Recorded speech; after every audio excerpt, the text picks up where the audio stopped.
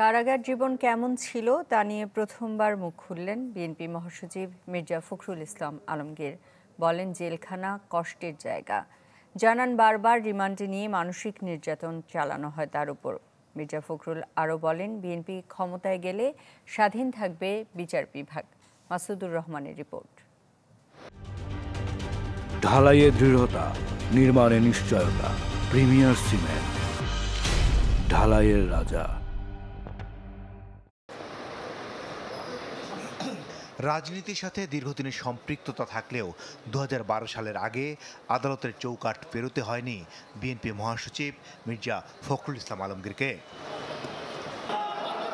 তবে ২০১২ সালের পর ১২ বছরে ১১২টি মামলার আসামি হতে হয়েছে তাকে। এমনও হয়েছে, ময়লার গাড়ি ভাঙচুরের মামলা হয়েছে ৭৬ বছর বয়সী এই রাজনীতিবিদের বিরুদ্ধে। শেষবার গেল বছর যখন গ্রেপ্তার হলেন, তখন পুলিশ পরিবেষ্টিত মির্জা ফখরুলের হাসি সামাজিক যোগাযোগ মাধ্যমে আলোচনার জন্ম দেয়।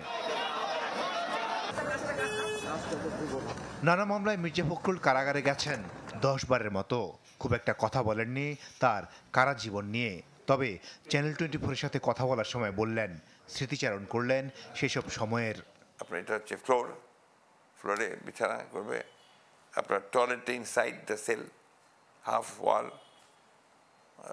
একটা আমাদের জন্য একটা মানে একেবারেই আপনার অপরিচিত একটা পরিবেশ আর কি। অ্যান্ড দ্য ফুড ওয়াজ দেয়ার ওয়াজ মানে বলাই যাবে না, খাদ্য কিছু আমি 2 দিন কিছু খেতে পারিনি। যাই হোক, তারপরে আমার স্ত্রী যখন আপনার এখানে রিড করবেন সুপ্রিম কোর্টে যা দে আর এন্টাইটেল টু ডিভিশন, তাদেরকে কেন ওখানে নেওয়া হয়েছে, তখন ওরা আমাদেরকে তাড়াহুড়ো করে আপনার ডিভিশন নেওয়ার জন্য নিল।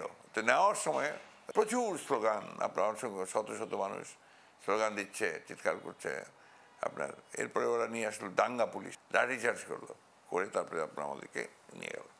এটা একটা আমার জন্যে খুবই একটা আপনার কষ্টকর, বেদনাদায়ক একটা ঘটনা।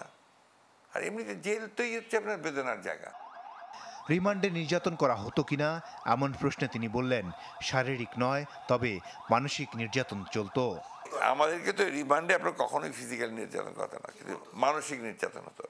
মানসিক নির্যাতনটা কেমন, যেমন ধরেন আমাকে যে ঘরে দিয়েছে রাতে থাকার জন্য, তার পাশেই হয়তো ওদের টর্চার সেল। হ্যাঁ, ওইখানে হয়তো টর্চার করছে, চিৎকার মানুষের, এ সমস্ত শোনা যাচ্ছে। বিচার ব্যবস্থা নিয়ে বিএনপি মহাসচিবের মত, বিচার বিভাগকে নির্বাহী বিভাগ থেকে আলাদা করা খুব জরুরি। বিচার বিভাগকে সম্পূর্ণ আলাদা করা দরকার। মাসুদুর রহমান, চ্যানেল 24, ঢাকা।